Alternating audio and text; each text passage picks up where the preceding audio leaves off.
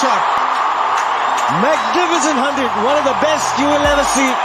Cricket इतिहास का एक ऐसा मैच जिसमें हिंदुस्तानी पठान ने एक ऐसा कांड कर डाला था जिसे देखने के बाद क्रिकेट फैंस के आज भी रोंगटे खड़े हो जाते हैं। दरअसल इस मैच में न्यूजीलैंड के बल्लेबाजों ने भारतीय गेंदबाजों की धुलाई करते हुए छक्कों की बौछार कर दी थी और 315 रन का टारगेट सेट कर दिया और भारत को कह दिया, हिंदुस्तानियों अगर तुम्हारी औकात है तो टारगेट चेज करके दिखाओ, क्योंकि उस दौर में 300 रन का टारगेट असंभव माना जाता था और यही वो कारण था जिसकी वजह से पूरी दुनिया ने इंडिया की हार निश्चित मान ली थी। और खास करके जब इंडिया के सारे बड़े बल्लेबाज 100 रन के भीतर ही धराशायी हो गए थे और न्यूजीलैंड के खिलाड़ी मैदान पर ही बेशर्मी का नंगा नाच करने लगे। लेकिन उस दिन भारत के एक खिलाड़ी ने छक्कों की बारिश करते हुए न्यूजीलैंड के गेंदबाजों को धराशायी कर दिया था।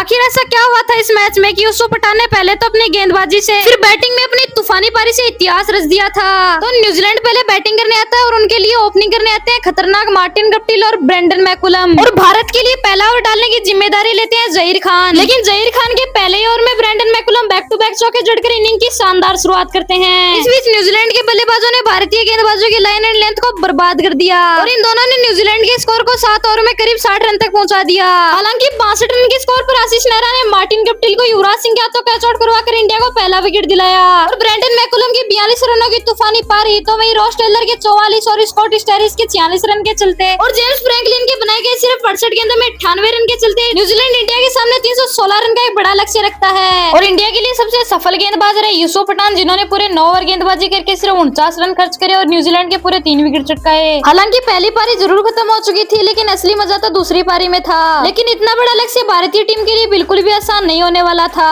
वो भी तब जब उनके महान खिलाड़ी वीरेंद्र सहवाग, सचिन तेंदुलकर और MS धोनी के बिना उस न्यूजीलैंड की खतरनाक गेंदबाजी का सामना करना हो और इन दिग्गज खिलाड़ियों के बिना ये टारगेट चेज करना नामुमकिन सा लग रहा था। और अब दूसरी पारी की शुरुआत होती है और भारत के लिए ओपनिंग करने आते हैं पार्थिव पटेल और इंडियन कैप्टन गौतम गंभीर और वहीं न्यूजीलैंड के लिए पहला ओवर डालने आते हैं काइल विल्स, जिनका मानना था कि वो इस पार्टनरशिप को एक भी ओवर नहीं टिकने देंगे और उन्होंने कुछ ऐसा ही किया जहां पर उन्होंने गौतम गंभीर को पहले ओवर में एक भी रन नहीं बनाने दिया और न्यूजीलैंड के लिए पारी का दूसरा ओवर लेकर आता है घातक टीम सऊदी। लेकिन दूसरे ओवर की तीसरी गेंद पर पार्थिव पटेल ने ऑफसाइड के क्षेत्र में एक शानदार चौका लगा दिया जिससे उन्होंने अपने साथ साथी टीम इंडिया का भी खाता खोला। इस चौके के बाद पार्थिव पटेल विकराल रूप धारण कर लेते हैं और न्यूजीलैंड के बॉलर्स पर लगातार प्रहार कर रहे थे। जी हाँ दोस्तों, जिस प्रकार इस मैच में पार्थिव पटेल खेल रहे थे न्यूजीलैंड के बॉलर्स भी सोचने पर मजबूर हो गए कि इतनी कम उम्र का लड़का इतना कैसे मार सकता है और जैसी शुरुआत इन दोनों से इंडिया को चाहिए थी वैसी शुरुआत ये दोनों दे चुके थे, क्योंकि इंडिया ने बिना कोई विकेट गवाए 10 ओवर में 67 रन जड़ दिए। लेकिन इसी दौरान न्यूजीलैंड के लिए पारी का 11वां ओवर लेकर आता है एंडी मैके, जिन्होंने इंडियन कैप्टन गौतम गंभीर को पॉइंट की दिशा में कैच आउट करवा के इंडिया को पहला झटका दिया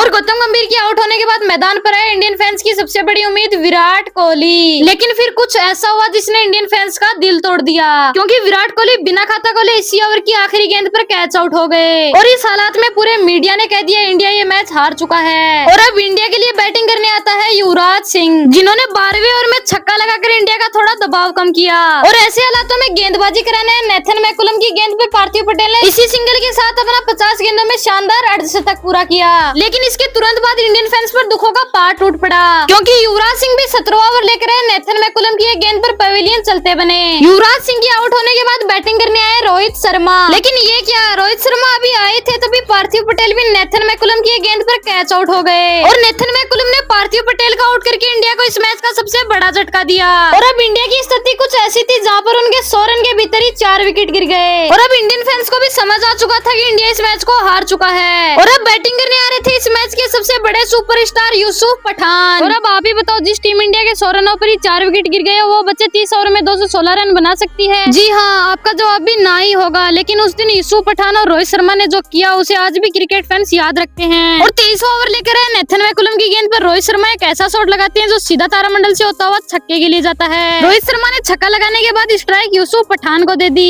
और यूसुफ पठान ने भी इसी ओवर की आखिरी गेंद पर अपने बैट से एक ऐसा प्रहार किया जो तोप के गोले से भी तेज सीधा बाउंड्री के बाहर छक्के के लिए जाता है। और इस ओवर के बाद रोहित शर्मा और यूसुफ पठान ने अपने बल्ले से न्यूजीलैंड की इन खतरनाक गेंदबाजों की धुलाई करनी शुरू की और रोहित शर्मा और यूसुफ पठान की ऐसी बैटिंग बैटिंग देखने के बाद भारतीय फैंस की जीतने की उम्मीद फिर से जग जाती है और खास करके बड़े मियां यानी यूसुफ पठान तो न्यूजीलैंड के गेंदबाजों की अलग ही तरीके से धुलाई कर रहे थे और यूसुफ पठान का ऐसा रूप देखने के बाद लग रहा था कि यूसुफ पठान से बड़ा इस दुनिया में कोई प्लेयर नहीं है। और वो कहते हैं ना, जब कोई सीधा इंसान गुस्से में आता है तो उससे डेंजरस कोई नहीं होता। और भारत की इन दोनों बब्बर शेरों ने न्यूजीलैंड की खतरनाक गेंदबाजों को मार मार कर उनके गाल टमाटर जैसे कर दिए। इस दौरान इन दोनों ने 70 गेंदों में 88 रन की तूफानी पार्टनरशिप के बाद इंडिया का स्कोर 188 रन तक लाके खड़ा कर दिया। और इस मैच में रोहित शर्मा के बल्ले से 44 रनों की पारी आई और यूसुफ पठान ने 42 रन बनाए। और जिस प्रकार ये न्यूजीलैंड के गेंदबाजों को ठोक रहे थे उससे लग रहा था ये टारगेट 45 ओवर में ही चेज हो जाएगा। लेकिन फिर एक ऐसी घटना घटी जिसे देखने के बाद भारतीय क्रिकेट फैंस का पूरी तरह से दिल टूट गया। जी हाँ, पारी के 34वें ओवर में टीम सऊदी की बॉल पर रोहित शर्मा बड़ा शॉट लगाने के चक्कर में डेनियल विक्टोरी के हाथों कैच आउट हो गए। रोहित शर्मा के आउट होने के बाद बैटिंग करने आते हैं सौरभ तिवारी। लेकिन अब भी भारत को जीतने के लिए 96 गेंदों में 128 रन की जरूरत थी। ऐसे हालातों में पूरी दुनिया ये मान चुकी थी कि भारतीय टीम अभी ये मैच हार चुकी है और अब पूरा हिंदुस्तान दुख के गहरे सदमे में डूब चुका था। और 5 विकेट गिरने के बाद पूरी दुनिया ये मान चुकी थी कि भारत ये मैच हार जाएगी। लेकिन क्रीज पर खड़े पठान अभी भी हार मानने को तैयार नहीं थे।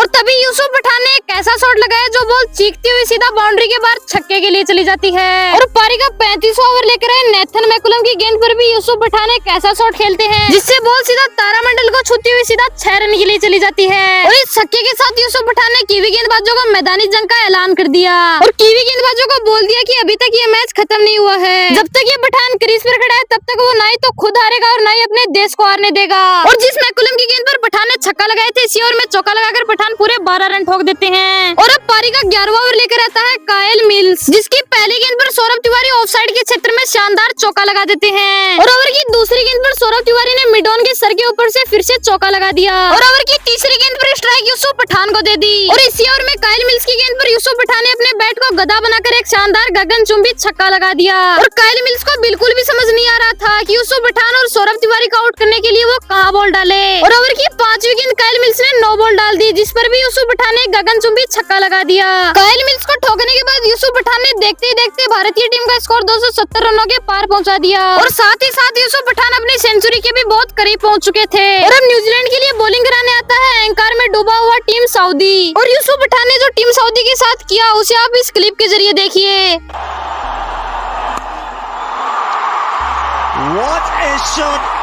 और हिंदुस्तानी पठान अपना काम पूरा कर चुके थे और अब बारी सौरभ तिवारी की थी, जिन्होंने यूसुफ पठान के साथ मिलकर न्यूजीलैंड के गेंदबाजों को कुछ इस तरीके से ठोका। इन दोनों ने मिलकर भारतीय टीम को जीत के पास लाकर खड़ा कर दिया। और अब भारत को जीतने के लिए 9 गेंदों में सिर्फ 2 रनों की जरूरत थी। और यूसुफ पठान ने स्ट्राइक सौरभ तिवारी को दे दी ताकि वो इस मैच को फिनिश कर पाए। सौरभ तिवारी ने न्यूजीलैंड के गेंदबाज पर शानदार प्रहार करके इंडिया के माथे पर जीत का तिलक लगाया। और 7 गेंद रहते ही भारत ये मैच जीत चुका था। और अगर आपको यूसुफ पठान की बैटिंग शानदार लगी हो तो कमेंट में जय हिंद लिखकर वीडियो को लाइक एंड सब्सक्राइब जरूर करें। सिर्फ आवाज पे चाहूं तो निशाने लग जाएं। वाह वाह मैं अगर अपनी जवानी के सुना दूं किससे, ये जो लौंडे हैं मेरे पाँव दबा देते हैं।